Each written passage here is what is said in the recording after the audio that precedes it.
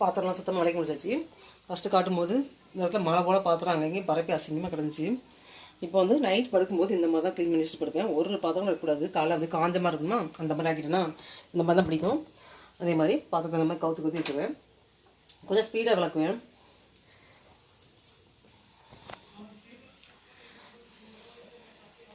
Kitchen வந்து காலையில் எழுந்திரிச்சு வரும்போது இப்படி ஃப்ரெஷ்ஷாக இருக்கணும். இந்த நல்லா ஈரப்பதமே இருக்கக்கூடாது. எந்த பாத்திரம் எடுத்தாலும் நம்ம ஃப்ரெஷ்ஷாக எடுத்து பழங்கின மாதிரி தான் இருக்கணும். விலைக்கு பழங்கின மாதிரி இருக்கக்கூடாது. அதனால போய் வந்து விலைக்கு பாத்திரத்தை அப்படியே வந்து கவுத்து வச்சுருவேன்.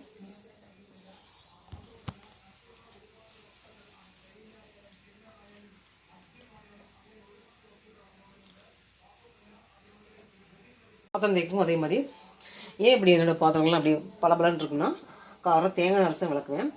இந்த இரும்பு ஸ்க்ரப்பர் கொண்டு விளக்குறது வந்து ஒன்றே ஒன்று தான், பால் பாத்திரம் மட்டும்தான்.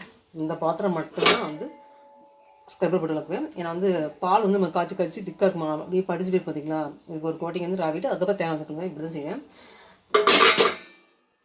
இப்போலாம் நம்ம வந்து பாத்திரம் விளக்கும்போது பாத்திரம் வந்து நம்ம எப்படி வாங்கணுமோ அதே மாதிரி கிராச் ஆகாமல் அப்படியே இருக்கும். இந்த மாதிரி இருக்கும்.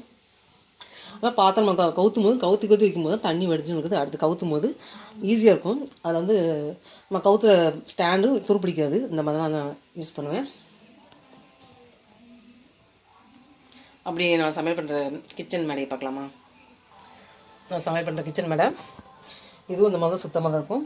எப்போ வந்து சமையல் பண்ணும்போதும் சரி, பண்ணி முடிச்சதுக்கப்புறமும் என்ன செய்வேன், சுத்தமாக வந்து தேங்காய் அரைச்சி சோப்பு போட்டு ராவி தொடச்சி விட்ருவேன். இந்த மாதிரி தான் இருக்கும்.